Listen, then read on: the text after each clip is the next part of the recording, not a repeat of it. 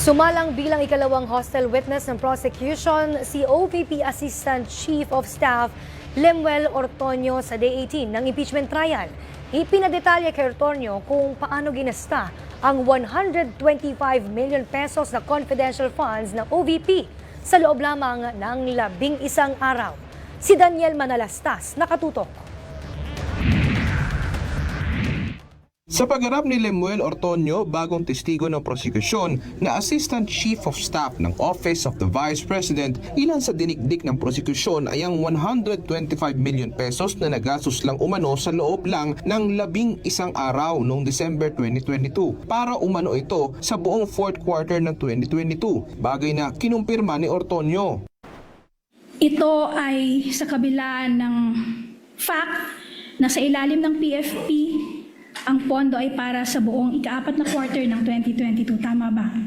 It's for the fourth quarter of 2022. Natanong naman ni House Private Prosecutor Attorney May Divina Gracia noong nag-request ang OVP noong 2022 ng confidential funds, may mga natukoy pa silang mga banta laban sa Vice Presidente.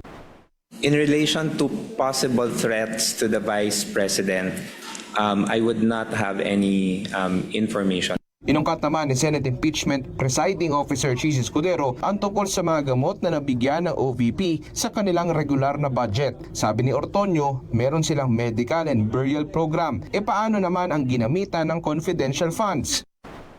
Ang ginamit nyo na pang food and medicines sa confidential fund, binigay nyo diretso sa recipient and presumably sabi ng recipient, bibili ko ng pagkain to, bibili ko ng gamot to. Based on the information, Your Honor, provided by the security officer, that's how it was, ganun yung procedure. So walang resibo yan? Based on the information I gathered, sir, no official receipts was. Lumabas din na may iba pang justifications para sa parehong confidential funds. Sabi ni Ortonio, may 4 na explanations sa parehas na pondo. Kaya tingin ng prosecution, Kapag paiba-iba ang rason, maaring nagsisinungaling lang or talaga namang ito ay isa lamang scam. Your Honor, please. You and I both know, Attorney May, I have to sustain whatever basis for the objection Attorney Christine may Yes, Your give. Honor.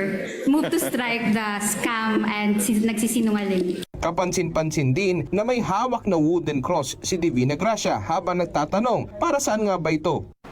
Bakit nung may hawak kayong cross? Rosary. Comfort cross.